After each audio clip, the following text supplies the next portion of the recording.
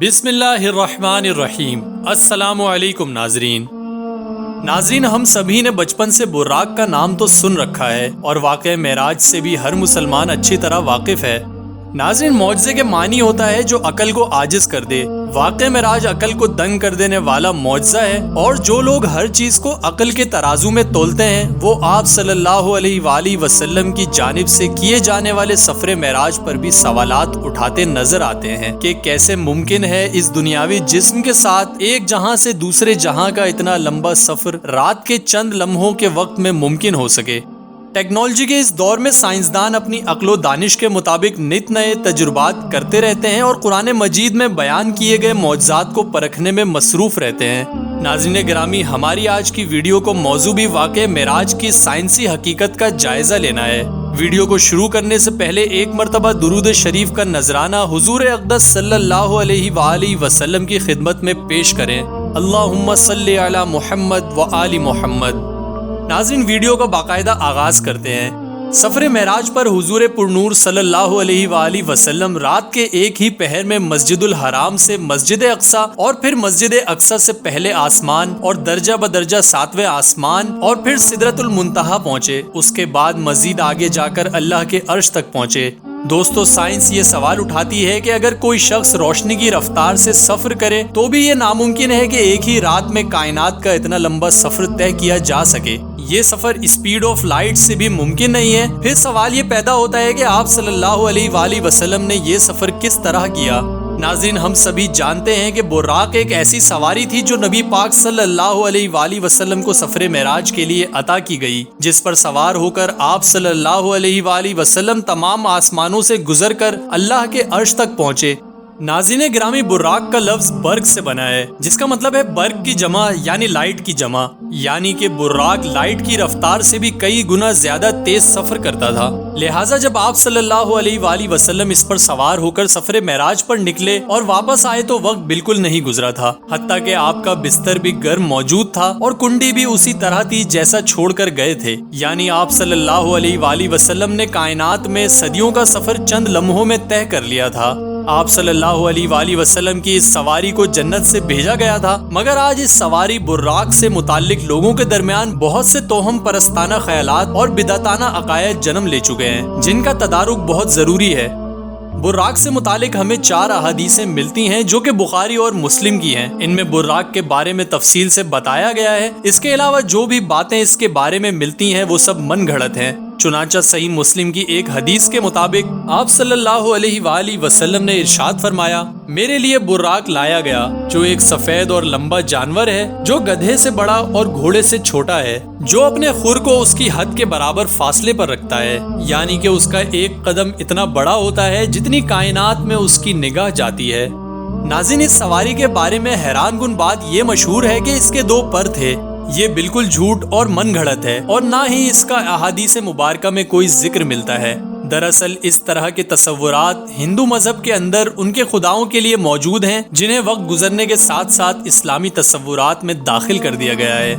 پیارے دوستوں، 1400 سال پہلے جب آپ صلی اللہ علیہ وآلہ وسلم نے اپنے ساتھ پیش آنے والا واقعہ معراج بیان کیا تو بڑے بڑے لوگوں کے ذہنوں میں ابہام پیدا ہو گئے، اور وہ یہ سوچ رہے تھے کہ مکہ سے یروشلم تک کا سفر کئی مہینوں کا ہے اور پھر 7 آسمانوں کی سیر کرنے کے بعد رات کے ایک پہر میں زمین پر واپس آ جانا ایک ناممکن سی بات ہے۔ لیکن یہ اللہ تعالیٰ کی طرف سے اپنے محبوب پیغمبر حضرت محمد صلی اللہ علیہ وآلہ وسلم کو عطا کیا گیا معجزہ تھا، تاکہ مسلمان ان نشانیوں کو دیکھیں تو ان کے ایمان مضبوط ہو جائیں۔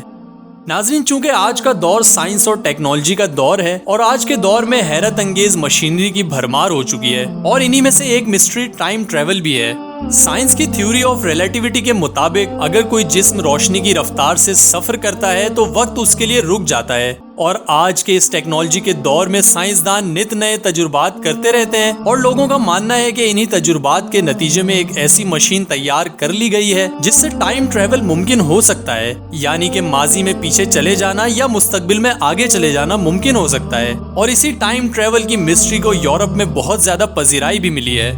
ناظرین گرامی، آپ صلی اللہ علیہ وآلہ وسلم نے جس تیز رفتار براق پہ سفر کیا وہ روشنی کی رفتار سے بھی کئی زیادہ تیز تھا، جس کا اندازہ اس بات سے لگایا جا سکتا ہے کہ سائنسی تحقیقات کے مطابق کائنات کے کنارے تک کا فاصلہ 46.5 بلین نوری سال ہے، جبکہ روشنی 9.46 ٹریلین کلومیٹر کا سفر ایک سال میں طے کرتی ہے، جس کا مطلب ہے کہ اگر روشنی مسلسل سفر کرتی رہے تو اسے کائنات کے کنارے تک پہنچنے کے لیے 46.5 بلین نوری سال کا عرصہ لگے گا۔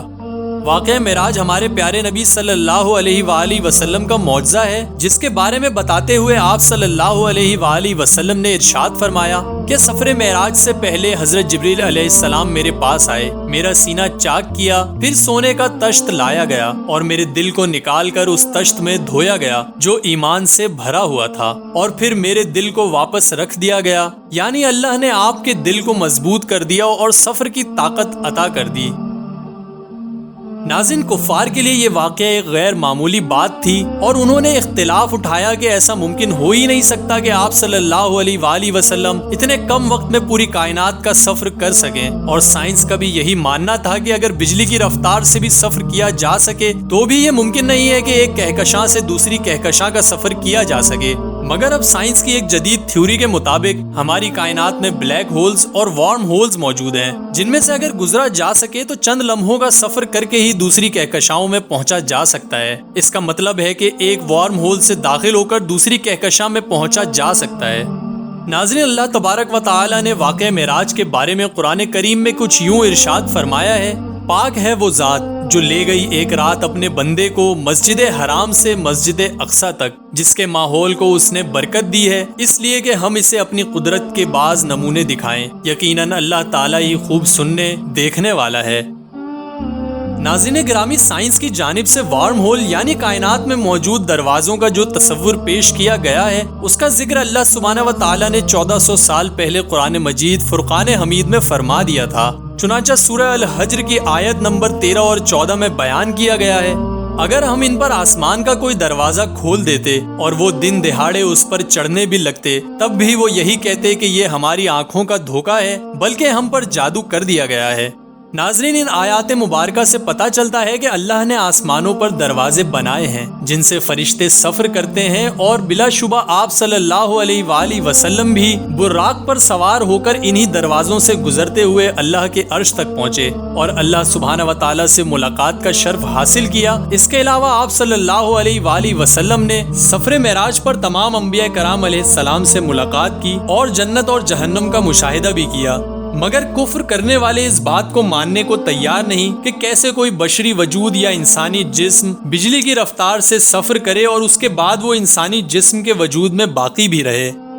ناظرین، سائنس آج بھی اسی سوال پر کھڑی ہے کہ ایسا کیسے ممکن ہوا کہ اربوں سال کا سفر رات کے کچھ پہر میں ہی طے کر لیا گیا ہو۔ یہ سفر کیسے ممکن ہوا اور آپ صلی اللہ علیہ وآلہ وسلم نے رب کائنات سے کیا کیا باتیں کی، یہ صرف اللہ اور اس کا رسول صلی اللہ علیہ وآلہ وسلم ہی جانتے ہیں۔ اللہ رب العزت کی یہ کائنات بہت وسیع ہے اور اس میں بے شمار راز پوشیدہ ہیں۔ کائنات کی حد کو کوئی نہیں جان سکتا اور اس کے بارے میں صرف اور صرف اللہ رب العزت کی ذات کو ہی معلوم ہے۔